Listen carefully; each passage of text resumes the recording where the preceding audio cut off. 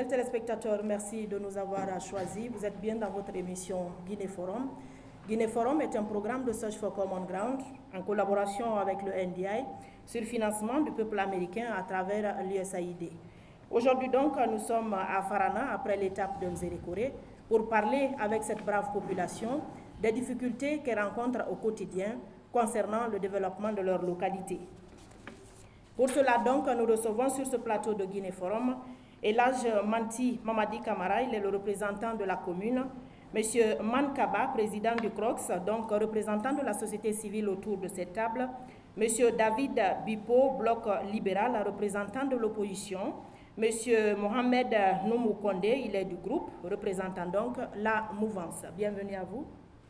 Bienvenue donc également à ce charmant public présent dans cette salle, mesdames et messieurs.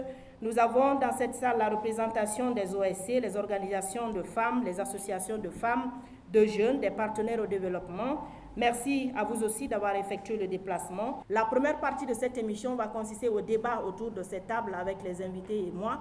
Dans la deuxième partie, donc, vous aurez une projection dans laquelle vous allez entendre l'intervention d'un des vôtres qui a aussi parlé de vos besoins en termes de développement. La troisième et dernière partie, donc, mesdames et messieurs, vous sera consacrée, vous, charmant public. Il y aura l'interactivité entre vous et puis les invités autour de cette table pour parler de façon plus brève de vos préoccupations. Une fois encore, bienvenue à tous et merci de nous avoir choisis. Pour commencer, donc, ma première question s'adresse à M. Mankaba. Je le disais tantôt, il est le représentant de la société civile autour de cette table. Monsieur Man, une fois encore, bienvenue. Merci. Madame. Et dites-nous quelles sont les priorités de cette brave population de Farana. Merci, madame. Je n'ai plus besoin de me présenter, vous l'avez déjà fait. Et pour répondre à votre question aussi importante, et d'abord, la première préoccupation pour nous ici, la société civile, c'est l'éducation de la population. Éduquer la population pour faire connaître à ses citoyens ses devoirs et ses droits. Pour réclamer les droits, il faut bien sûr assumer les devoirs. Donc c'est une préoccupation, je veux dire, sensibiliser la population. D'accord. Lutter contre l'incivisme. Qu'est-ce que ça veut dire? Que les citoyens sachent que le bien existant dans sa localité est propre à lui. Exactement. Il doit le sauver, il doit le sauvegarder, il doit l'entretenir. C'est ce que j'appelle sauvegarder, éviter l'incivisme. Renforcer les capacités des élus locaux. C'est une préoccupation importante à partir de les élus locaux émanent, sont les représentants des citoyens de la population. Il va de soi que ces élus sachent ce qu'ils doivent faire, pourquoi ils sont élus. Donc c'est extrêmement important de renforcer leurs capacités. Quand vous parlez d'éducation, par exemple, ou de formation pour ces élus, est-ce que c'est une formation sur les droits et devoirs des citoyens ou c'est une formation sur leurs différentes responsabilités vis-à-vis de la population? Nous avons parlé de l'éducation des citoyens, ça ne sert pas. Oui. Si nous revenons aux élus locaux, c'est une autre formation. Il faut renforcer les capacités de ces élus locaux pour qu'ils sachent leurs devoirs et responsabilités face à cette population. Très bien, d'accord.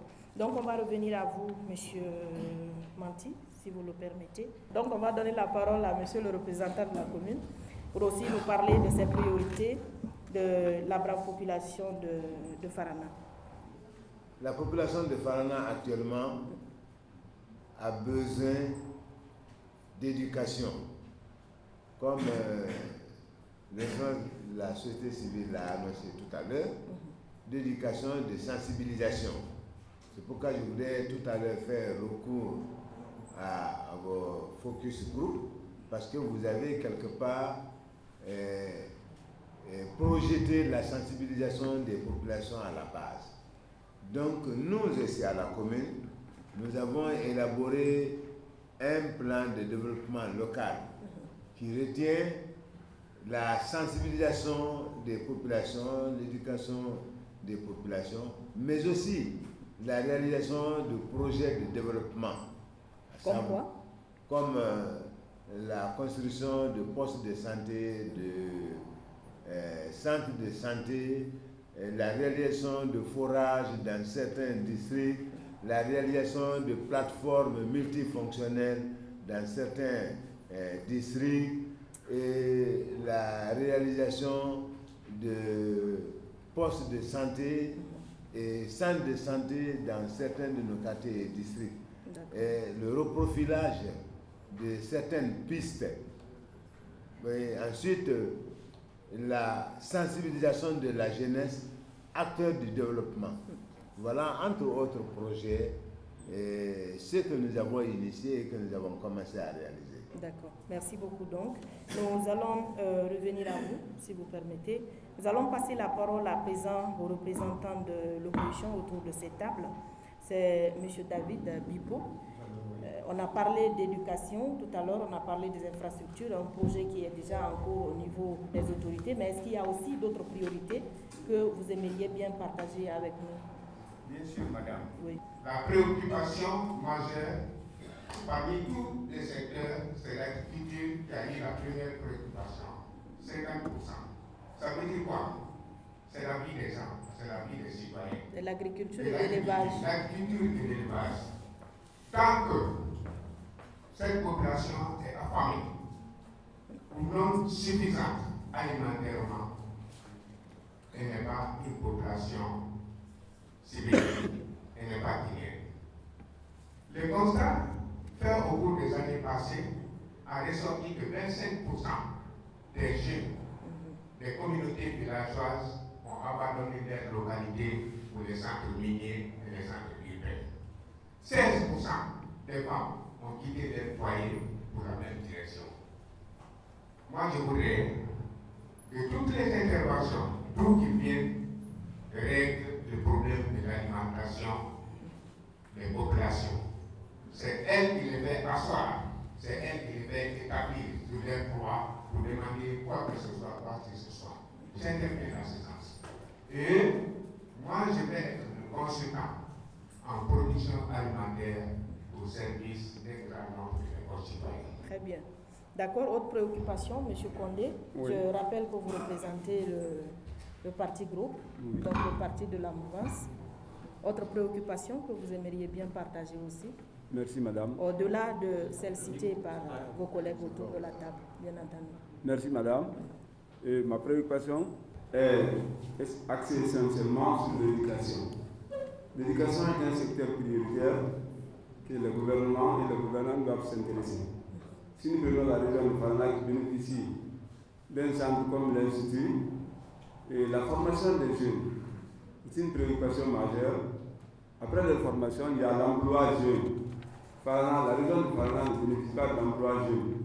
Et si vous voyez, nous parlons de pauvreté, si nous luttons contre l'insertion et l'emploi de ces jeunes, ça va contribuer à réduire la pauvreté dans notre région.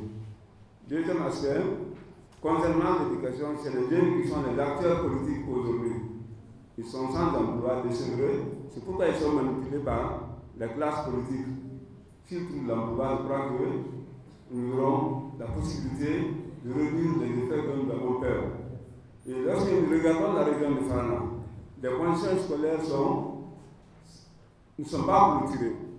Et la formation, l'homme d'abord est la première ressource pour un développement. Si ces ressources humaines ne sont pas bien formées à la base, je crois que la part que Fana doit faire pour le développement de notre région, c'est le minimum.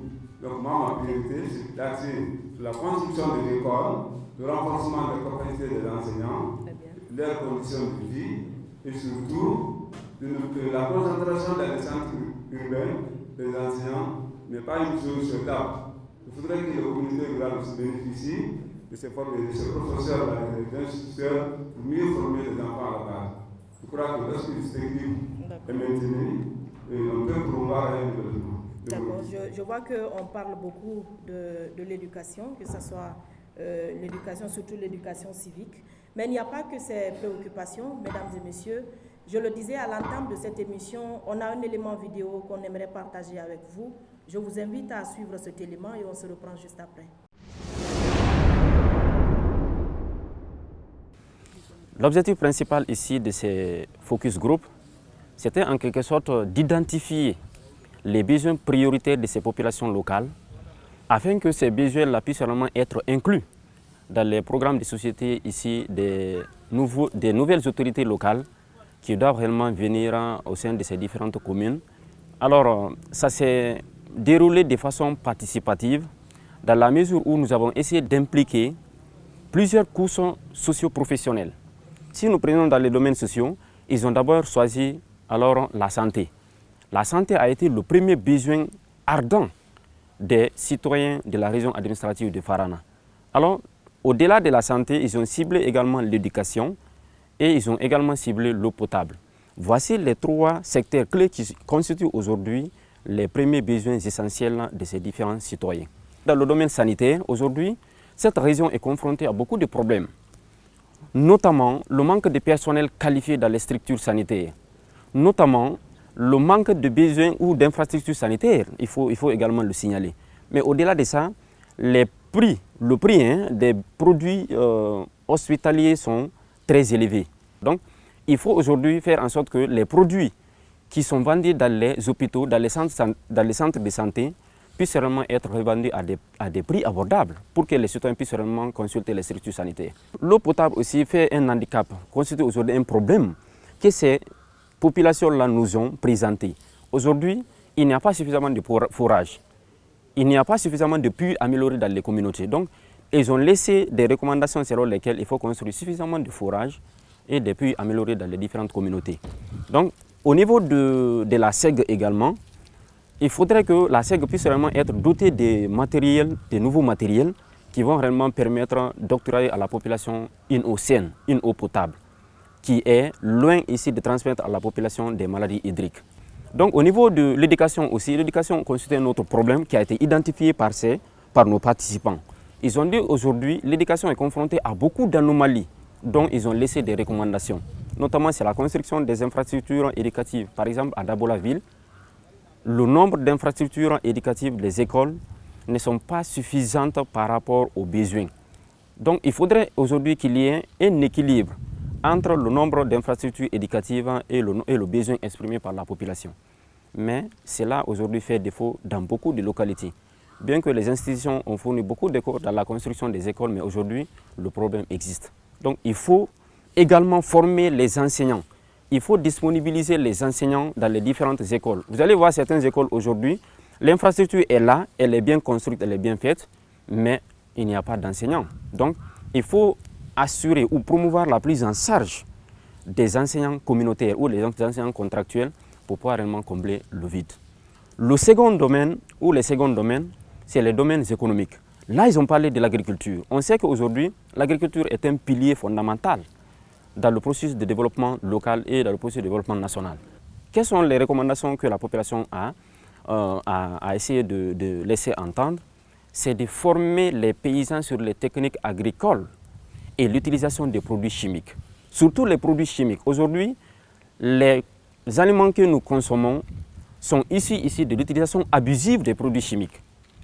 Pourtant, cela a un impact négatif non seulement sur l'alimentation que nous consommons, mais également sur l'environnement.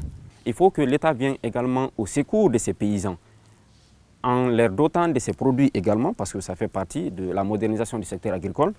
Mais au-delà de cela, il faut en quelque sorte ouvrir des crédits agricoles pour les paysans. Les paysans doivent réellement avoir des crédits les permettant réellement d'aller vers ces crédits agricoles, prendre des fonds afin de financer réellement leur activité agricole et en fin de compte restituer. Donc, je crois aujourd'hui, ça c'est une belle initiative que les participants également ont laissé entendre. Au niveau également des domaines économiques, au-delà de l'agriculture, ils ont également ciblé les infrastructures à caractère économique. Même si les infrastructures à caractère économiques existent, où les infrastructures administratives existent, mais ces infrastructures aussi ne sont pas réellement entretenues. Donc, au-delà de la construction, il faut essayer alors de réhabiliter les infrastructures administratives qui sont là pour pouvoir réellement contribuer au développement de ces différentes communes.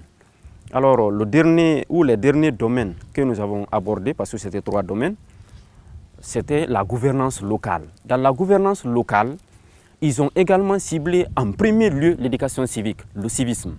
Là, aujourd'hui, c'est un thème très important parce que là, ça va nous permettre davantage de connaître aujourd'hui l'état, le niveau intellectuel des citoyens par rapport alors au développement de leur commune. Donc, qu'est-ce qu'ils proposent comme recommandation? C'est de mener des campagnes de sensibilisation pour la connaissance des droits et des devoirs des citoyens. Aujourd'hui, il y a le ministère de la citoyenneté qui existe. Ça doit vraiment relever de la compétence de ce ministère afin d'organiser des campagnes nationales de sensibilisation sur la connaissance des droits et des devoirs, le civisme, l'importance du civisme dans le processus de développement national. Mesdames et messieurs, de retour donc sur ce plateau de votre émission Guinée Forum. Vous l'avez constaté, nous sommes dans le Sankara à Farana pour parler avec cette brave population des difficultés qu'elle rencontre au quotidien. Je commence toujours par vous, monsieur Mankaba, voilà. Nous venons ensemble de suivre cette vidéo. Dites-nous ce que ces recommandations vraiment vous disent en tant qu'élément de la société civile. Cette projection vidéo me l'a mis à plus d'un titre. Et j'apprécie les différents points cités, développés. D'accord. J'allais faire plus que ça même, parce que le panel qui me revient est purement du cadre de la société civile. Mais les différents points, les différentes préoccupations développées sont vraiment appréciables. Elles sont vraiment les principales préoccupations de la population de Farana. D'accord. Donc, on revient. Merci bien. Elhaj, vous avez donc la parole. Je trouve que la projection a pris en compte l'essentiel des préoccupations de la population de Farana. Toutefois, moi je voudrais ajouter le problème de l'électricité. Farana manque de l'électricité. Le délestage par les services de l'EDG n'arrange pas la population. Certes, ce n'est pas de la responsabilité de l'EDG, mais c'est le lieu pour moi de poser, en plus des points signalés ici, le problème de l'électricité parce que les populations sont dans l'obscurité. D'accord, merci bien. Nous revenons à vous, M. David. Oui. Dites-nous ce que vous pensez aussi de cette projection. La projection est intéressante. Je reviens toujours dans le domaine de l'agriculture où les recommandations strictement été faites, notamment dans la formation des agriculteurs avec les itinéraires de ville, la mécanisation de l'agriculture, l'utilisation des intrants. C'est très très important comme facteur de développement et de sécurité alimentaire. Il faut qu'on accompagne nos producteurs maintenant, non pas à une agriculture d'autosuffisance, mais à une agriculture de business. Très bien. Monsieur Condé, M. Condé, allez-y. Merci madame. Cette projection est beaucoup édifiante. Nous avons vu quelques images qui attirent notre attention. Mais surtout, je reviendrai sur une partie qui a échappé aux agents qui ont fait les enquêtes. Le secondaire n'a pas été pris en compte, ils n'ont fait que les images de l'élémentaire, alors que le vrai problème de l'éducation aujourd'hui en Guinée se trouve au niveau du secondaire. Manque d'infrastructures qu'il y a dans toutes les préfectures de la Guinée, même dans la capitale. Le secondaire n'a pas d'infrastructure, les pléthores sont là, et c'est là où le problème existe. Et je voudrais que les autorités prennent en compte, que ce soit local ou national, pour améliorer les infrastructures au niveau du secondaire. D'accord. Merci pour cette précision. Nous allons donc entamer la troisième et dernière partie de cette émission, mesdames et messieurs. Comme annoncé, nous allons vous passer la parole pour aussi poser des questions à ces invités autour de la table. faire des suggestions si vous en avez, mais aussi des remarques. Donc vous avez la parole et comme je l'ai dit tantôt, vous pouvez aussi vous exprimer en langue nationale. Si nous parlons une ville entière sans toucher même la partie de l'électricité, donc j'espère que ça c'est pas une bonne chose. Ils ont parlé de tout sauf la scolarisation des jeunes filles. Aujourd'hui en ville, on voit des petites filles de 10 à 15 ans dans la rue en train de revendre quelque chose, de l'eau, de sang. Mais on n'a pas trouvé la solution pour les jeunes filles là pour qu'elles soient en classe. Est-ce qu'avec cette concertation, nous pouvons trouver quelque chose pour ces filles-là, pour qu'elles cherchent de sommeil dans les rues, ou bien dire aux parents de garder les filles, de les envoyer à l'école, au lieu de leur donner quelque chose à revendre de 5 000 francs, 2 000 francs de bénéfices pour la famille. Votre question est adressée à qui, s'il vous plaît? À l'éducation. Je vais partir un peu chez M. David.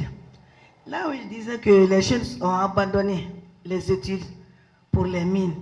Et partout maintenant, on trouve des jeunes sur l'eau, dans l'eau, à partir de 15 à 10 ans, pour pouvoir aller chercher le bonheur.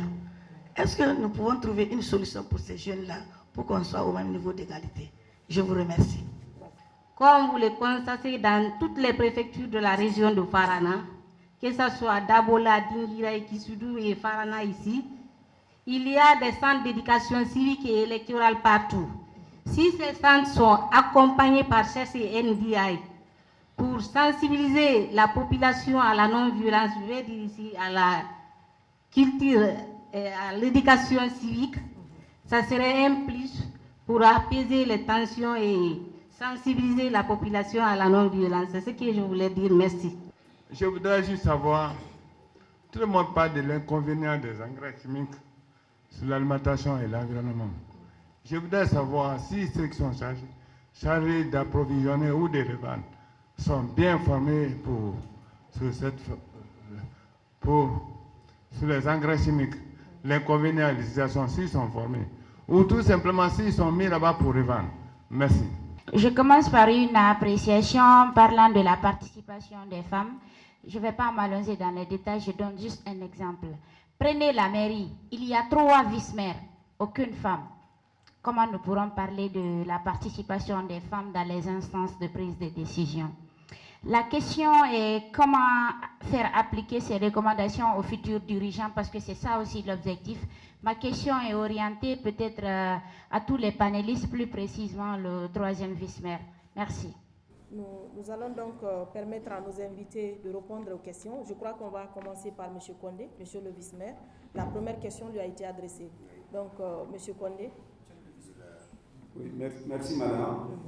Et la question était comment s'occuper des jeunes filles qui ne sont pas allées à l'école, qui sont dans la rue. Exactement. Je crois que c'est une des préoccupations du gouvernement depuis très longtemps. L'État a dit éducation pour tous. Et ce travail revient à la fois aux mères de famille, aux parents et à l'État. L'État a institué de récupérer les jeunes filles. Mais qu'est-ce que nous regrettons?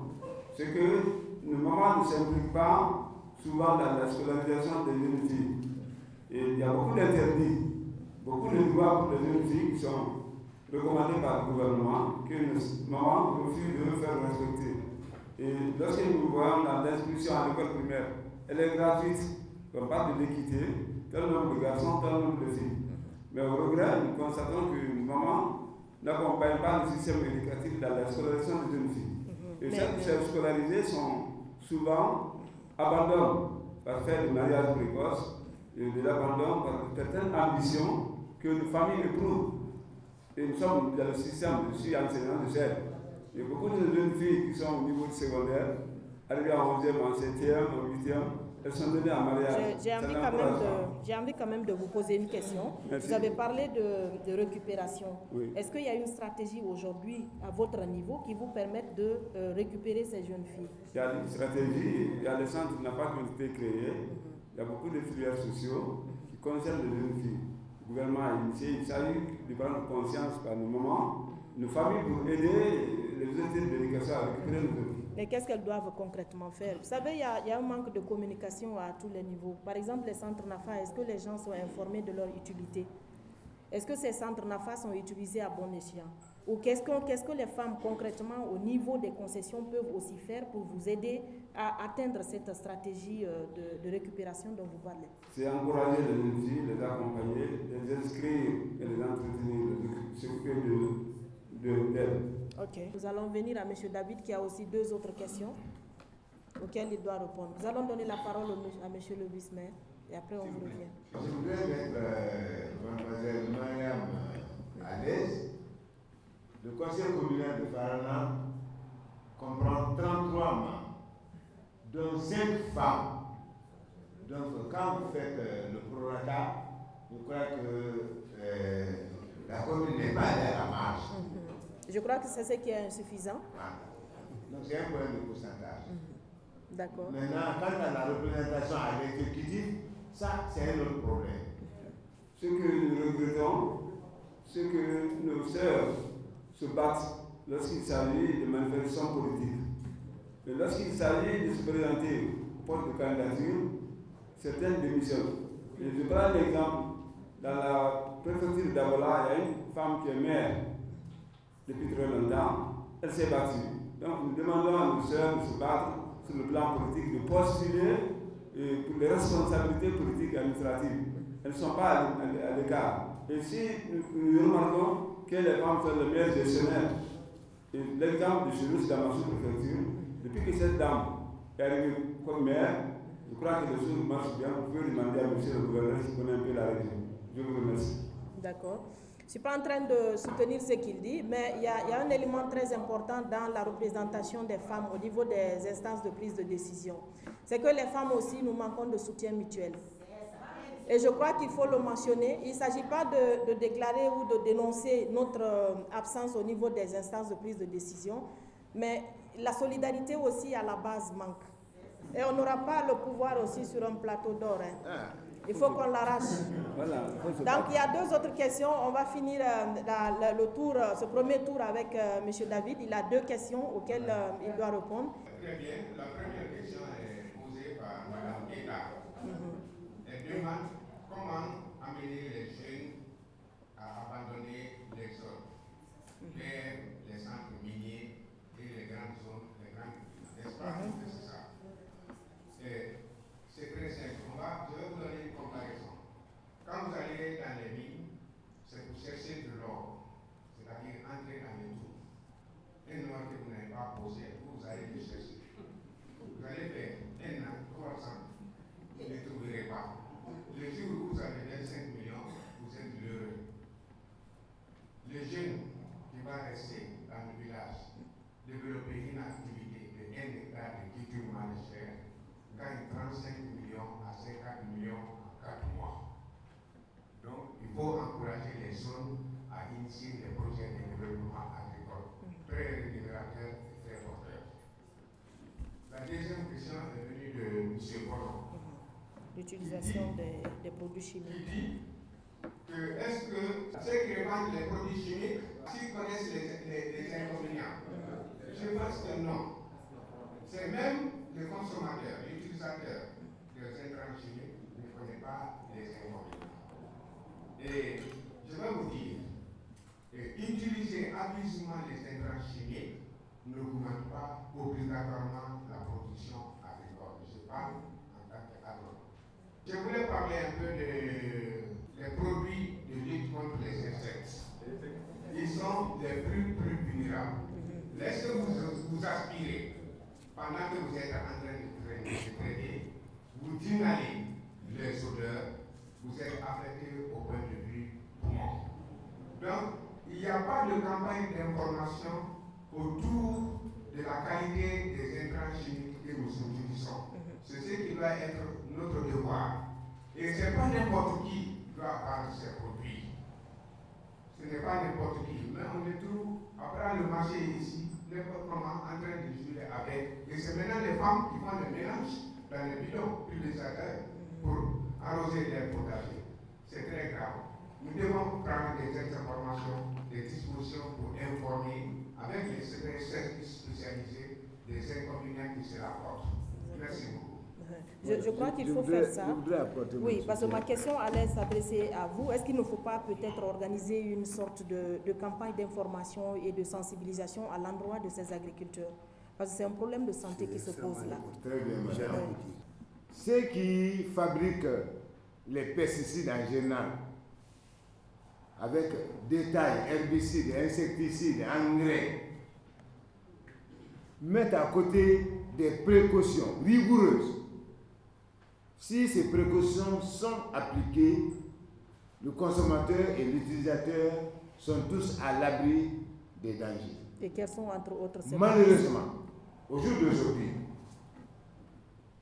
je prends l'exemple spécifique des herbicides qui sont à la une, qui ont apporté une certaine contribution à l'agriculteur parce que le prix de la main-d'œuvre a diminué, a chuté. Les herbicides permettent à un agriculteur de défricher rapidement la superficie que 50 hommes-jours pouvaient défricher mécaniquement. Le coût de la production par ce biais a diminué. D'accord. Mais ceci a suscité un intérêt chez tout le monde. Au point que même les Inédéquois, ceux qui ne sont pas autorisés, sont aujourd'hui eux qui sont en train de faire les pulvérisations dans nos villages, dans nos secteurs, dans nos quartiers, même dans les hameaux. D'un pays même à un autre. Les frontaliers de la Sierra Leone quittent Yerbakona par exemple pour aller en Sierra Leone faire des prestations. Donc, alors, la course à l'argent a amené tout le monde à s'impliquer dans l'application des pesticides, ce qui est extrêmement dangereux. Monsieur le vice-maire, pour cette question, c'est qu'il faut les spécialistes. Oui. Je reviens à ma question que j'avais posée tout à l'heure. Quelles sont les précautions qu'il faut prendre? Bien. Parce que c'est vraiment important. Bien. Les précautions, à mon avis, qu'il faut prendre, est qu'il ne faut confier l'application, l'usage des pesticides qu'à des spécialistes. Ça, c'est un. Une des précautions qui dit ne confier l'application des pesticides qu'à des personnes saines de corps et d'esprit. Voilà une des dispositions. L'agriculture est une préoccupation, une activité importante. Nous avons beaucoup de cadres dans ce secteur, formés dans ce secteur. Et administrativement, on doit envoyer des conseillers agricoles dans chacune des communes rurales ou locales pour aider les paysans. Les tables ne suffisent pas parce que les engrais et les pesticides sont en vente libre. S'ils n'ont pas à côté d'eux des spécialistes qui régulièrement qui veillent sur l'application, ce n'est pas facile de soigner ce problème. Exactement. Nous allons passer la parole à 5 autres personnes, s'il vous plaît. Ma question c'est quels sont les dispositifs pris maintenant par la société civile et M. David pour que le programme AgriFarm vienne à Farana? Ma question est la suivante. C'est à propos des engrais organiques. Nous les étudiants, ce qu'on nous enseigne dans la classe ici, nous partons ensemble pour le pratiquer. Et nous sommes en manque des engrais. Or, pour le bon fonctionnement du sol, il faut l'entretenir. Comment entretenir si nous sommes en manque des ingrédients que le sol a besoin? Je pose la question là à M. David pour nous aider. Et je mets, n'est-ce pas, des recommandations auprès de M. Noumou Condé en tant que responsable de l'éducation. J'en suis sûr que tous les Guinéens sont informés, n'est-ce pas, de ce que les enseignants contractuels ont pu mener dans l'éducation guinéenne. Et au jour d'aujourd'hui, ces jeunes sont, n'est-ce pas, abandonnés. Et qu'allons-nous faire? Quelles sont les précautions en tant que responsable de l'éducation que vous avez pris à l'endroit de ce qu'on appelle les enseignants contractuels? Je vous remercie. Moi, je pose ma question sur les personnes qui sont sur ces plateaux. Quelles sont les voies et moyens pour amorcer le développement à Farana? Je vous remercie. J'aimerais savoir, est-ce que les solutions que vous avez proposées pour le développement de la commune urbaine de Farana, c'est-à-dire sera-t-il mettre en place pour développer notre commune, ou quelle est la place des serres forts comme dans la résolution de ces problèmes? On va donc permettre à nos invités autour de la table de répondre aux différentes questions. On va commencer par M. Mankaba. M. Man, allez-y. Merci, madame. C'est par rapport à la préoccupation de M. Kone, qui a demandé à la société civile au département de l'agriculture de faire venir à Agrifam. Agrifam, c'est un grand projet qui vient d'être lancé, et j'attire déjà l'attention de M. Kone que nous sommes déjà saisis de ce problème. Très bien. Et une requête est déjà faite. M. Gawar est là, il peut témoigner. Et j'ai eu quand même l'occasion, à travers de bonnes relations, d'appeler le secrétaire général du ministère de l'Agriculture, qui est un promotionnaire, je l'ai dit. Et je crois que nous pouvons espérer. C'est tout ce que je peux dire. Ok, merci bien. Monsieur David. Pour compléter, c'est bien la démarche politique et relationnelle, mais quand un projet vient, il vient pourquoi et pour qui? Nous n'avons pas de plateforme pour présenter un projet. Donc, c'est encore une autre démarche de motivation des autorités qui vont introduire quelqu'un pour dire qu'à Farana, il y a ça, il y a ça, il y a ça. Mais il nous manque ça, il nous manque ça. Venez à Agrifam, nous allons collaborer, ça va marcher. C'est une démarche commune. Et puisque vous connaissez Agrifam, j'ai besoin de votre rencontre pour avoir beaucoup d'informations pour motiver les lettres de l'autorité qui va faire la démarche. L'arrivée de ce projet à Farana est une préoccupation de tous. Même de vous, vous devez vous impliquer. Je voudrais seulement indiquer que même l'autorité communale s'est impliquée à commencer les démarches. Mais c'est pour faire un plaidoyer. Parce que c'est un projet national ficelé par le ministère de l'Agriculture qui a choisi des zones spécifiques. Maintenant, Farana se sent à reste. C'est pourquoi tout le monde, dont vous, s'élève pour pouvoir attirer l'attention des autorités vers Farana. Et M. Fikaoul a posé la question sur le compte d'enseignants contractuels. Quelles dispositions nous avons prises en tant qu'autorité locale pour leur insertion dans la fonction publique? Je dirais que toutes les structures syndicales de l'éducation ont demandé au gouvernement de recruter des enseignants.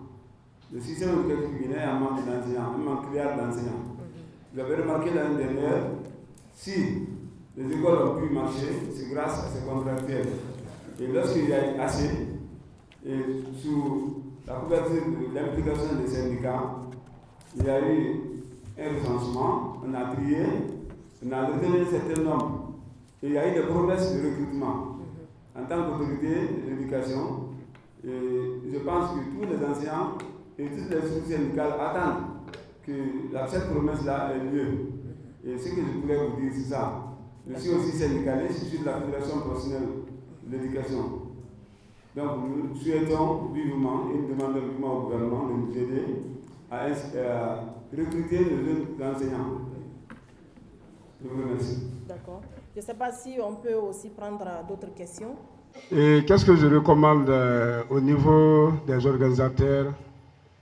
C'est par rapport aux questions de jeunesse. Parce que normalement, au niveau des panélistes, la jeunesse aussi devrait être représentée.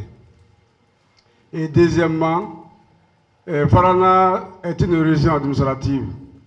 Mais aujourd'hui, les institutions qui abritent sont tous résidées à Kishdougou et à Dabola. Donc, normalement, vous allez placer ça dans votre recommandation pour le retour des institutions à Farana. Je vous remercie. On a parlé de l'essentiel, j'espère bien. Mais par exemple, un agriculteur qui se trouve à Dantilia, après avoir fait ses cultures, il doit transporter en ville. On a un peu oublié les infrastructures de franchissement, si nous parlons des ponts et des dallos. Si nous regardons aujourd'hui à Kobikoro, la sous-préfecture la plus éloignée de Farana, ils sont en manque de beaucoup de choses. Par estimation, on peut dire qu'il y a au moins 10 infrastructures de franchissement gâtées. Donc, il fut un temps, ils n'ont même pas eu l'accès pour aller revendre ces produits dans d'autres zones, tout près des Balayas ici.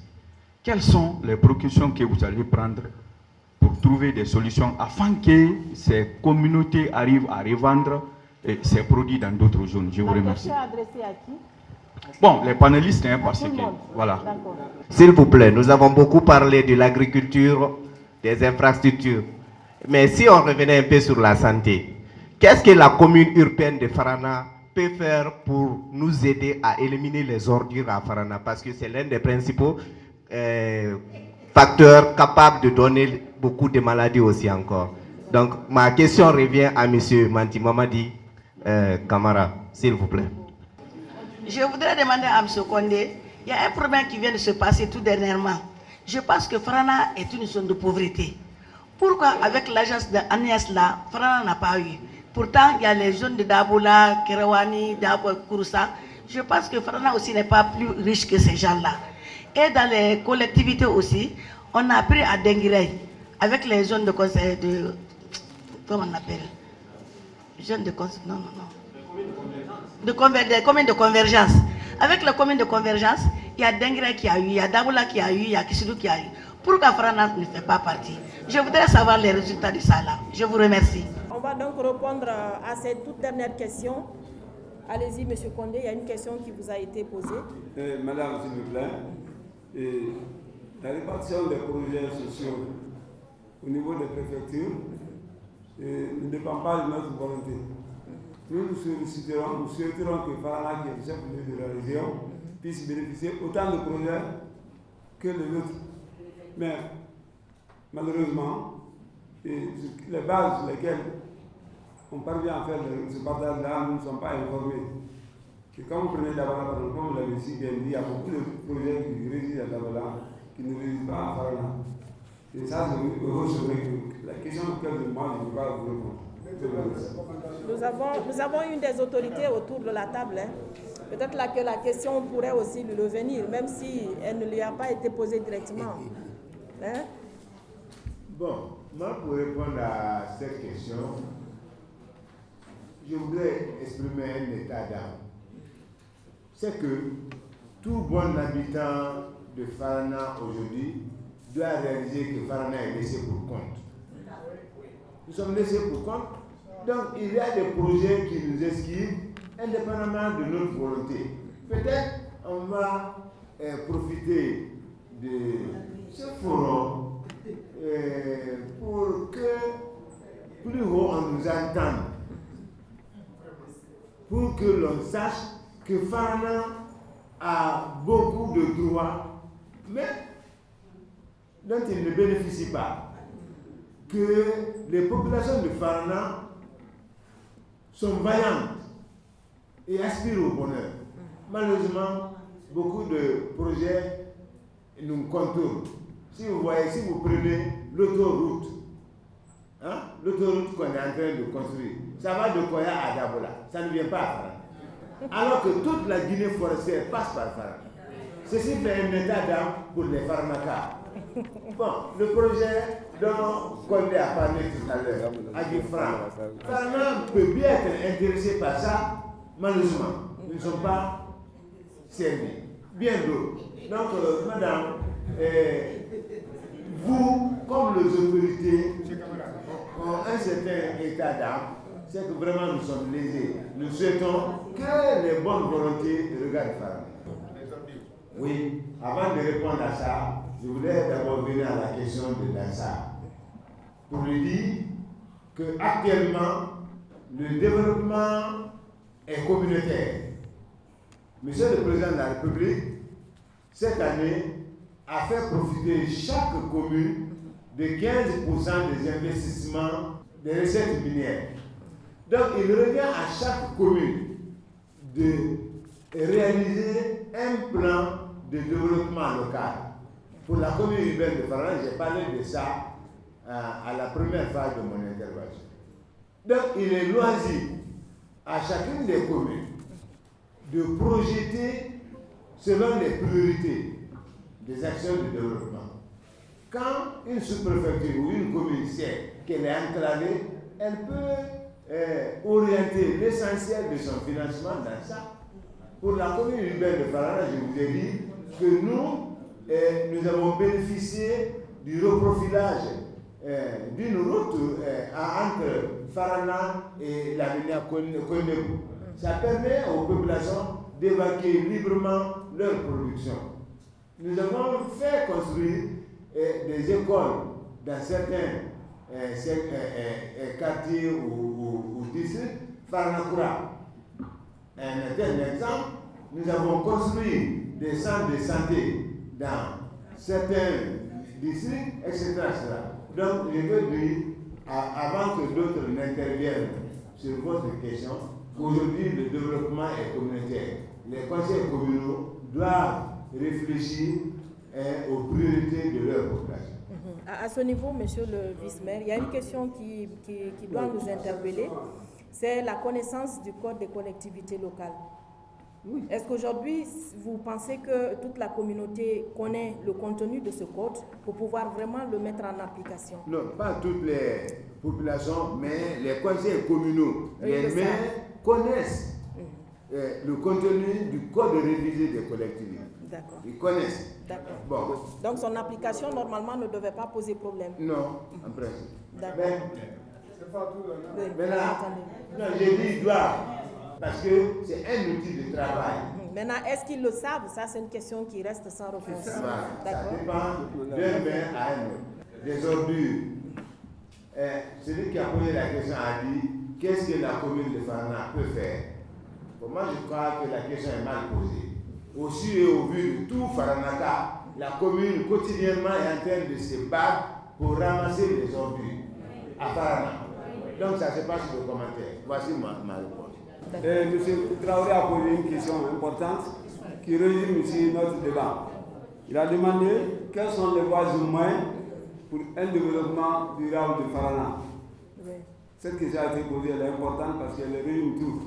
Pour moi, je crois que nous devons, en tant que citoyens de Farana, conjuguer les efforts ensemble. Et lorsque nous devions faire taire la diversité, la disparité entre nous. Et lorsque nous parlons de Farana, il n'est pas dit que celle est née à Farana ou n'est pas de Farana. Tous ceux qui vivent aujourd'hui à Farana sont de Farana. Notre préoccupation, c'est de nous intéresser au développement de Farana en élaborant un programme de développement par les autorités locales. Ils sont les guides. Lorsqu'ils aspirent à un développement, il faudra intéresser toutes les constructions professionnelles pour le développement. Mais s'ils prennent, ils vont en rang dispersé, isolé, sans faire impliquer cette jeunesse, sans faire impliquer les structures chargées de développement, je crois que nous allons rester un peu en arrière. Le développement durable dépend beaucoup plus des collectivités que des populations, s'il vous plaît. Il revient à chaque conseil communal de réunir tous les acteurs de sa sphère géopolitique. Si je prends l'exemple de la commune urbaine de Farana, les présidents des districts, les chefs de quartier, les chefs secteurs, les services administratifs, les services déconcentrés, tous les acteurs, les projets résidant dans la commune urbaine de Farana ont été conviés plus d'une fois à des concertations. Et à partir de ça, nous avons ficelé des actions prioritaires qu'il faut développer au bénéfice des populations de Farana. C'est pourquoi, au jour d'aujourd'hui, la commune urbaine de Farana a son plan de développement communautaire pour 5 ans. Chaque année, nous allons par étapes. Donc, il revient que les populations nous accompagnent à instaurer la paix, c'est vrai. À instaurer la bonne collaboration, la quiétude, c'est vrai. Mais il faudrait aussi que les élus soient visionnaires pour instaurer, pour installer des plans de développement qui seraient l'ensemble des préoccupations des populations. Donc, c'est ce que je voudrais dire pour le rapport. Très bien. Donc, nous allons passer la parole à M. David qui... fâcher les gens. Farana a des leaders politiques, on n'a pas des leaders à développement. Je voulais demander à madame qui a parlé d'un cadre de concertation d'activer à ce niveau-là pour que toute la préfecture ait une plateforme de développement qui vous permette de prendre vos ambitions, vos objectifs, pas de façon séparée, pas commune par commune. La préfecture, quand vous l'étendez, vous investissez au bailleur de fonds, elle va vous écouter. Merci, mesdames et messieurs, d'avoir accepté de participer à cette émission. Aujourd'hui, nous sommes à Farana pour parler, n'est-ce pas, des priorités aussi de cette autre brave population. Et pour cela, on a reçu autour de cette table Elhadj Manti Mamadi Kamara, il est le représentant de la commune. Monsieur Mankaba, il est le président du CROSC, donc représentant de la société civile autour de cette table. Monsieur David Bipo, il est du bloc libéral, représentant de l'opposition. Monsieur Kondé Mohamed Noumou, il est du groupe, donc représentant de la mouvance. Nous sommes ici donc dans le cadre d'un projet que nous avons avec le NDI qui vise, n'est-ce pas, à amener les populations à s'exprimer sur leurs priorités et aussi leur prise en compte pour le développement local. Merci une fois encore de nous avoir reçus. C'est un projet qui a été financé par l'USAID à travers le peuple américain. Merci une fois encore et à très bientôt si Dieu le veut bien. Au revoir et prenez surtout soin de vous.